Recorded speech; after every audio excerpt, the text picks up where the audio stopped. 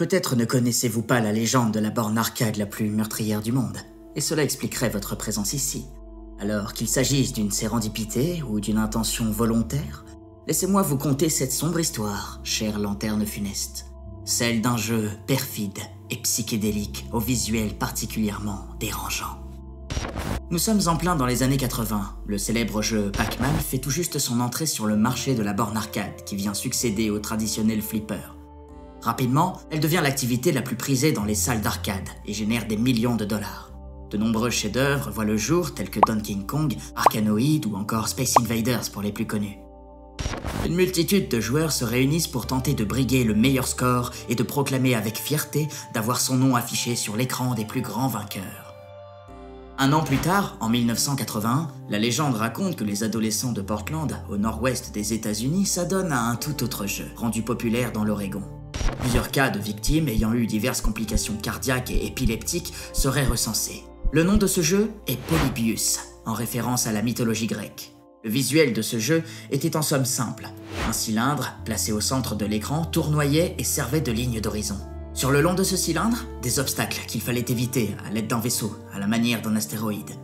Mais ce que l'on retient surtout, ce sont ces couleurs traumatisantes et psychoactives qui ne cessent de tournoyer, rendant les joueurs complètement fous à mesure qu'ils jouent. Les personnes qui en parlent évoquent aussi une indicible addiction, quelque chose qui les happe et qui ne les lâche pas. En essayant de battre le meilleur score, de jeunes enfants auraient eu de graves problèmes au bout de plusieurs heures intenses de jeu. On raconte que l'un d'entre eux aurait été hospitalisé, d'autres se seraient sentis mal à l'aise devant l'affichage du jeu, mêlant stress et fascination, mais aussi des amnésies et des insomnies violentes.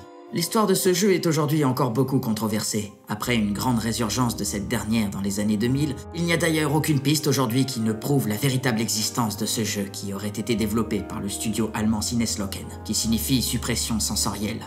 Un nom plus qu'évocateur par rapport aux raisons citées plus tôt. Beaucoup de théories du complot visent à accuser le gouvernement de la CIA, où des hommes vêtus de noir utilisaient ces bornes d'arcade avec le jeu Polybius pour analyser les effets sur la population, avant de faire disparaître les bornes des salles. La plupart des personnes qui ont entendu parler de Polybius ne l'ont su que bien après l'année 1981. Ce qui affirmerait donc que cette histoire aurait été inventée de toutes pièces pour promouvoir la base de données d'un auteur qui chercherait à attirer l'attention.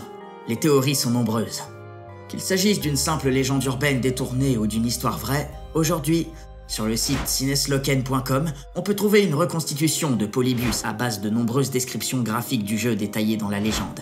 Ce mythe continue quelquefois d'alimenter la toile, bien que vieillissant. Il continue de galvaniser l'audience, curieuse et désireuse de connaître la vérité un jour. Si vous ne craignez rien et que vous êtes un aventurier intrépide, rien ne vous empêche de vous y essayer, malgré les mises en garde de cette reproduction du jeu à son lancement. Prenez garde cependant à ne pas céder à la démence.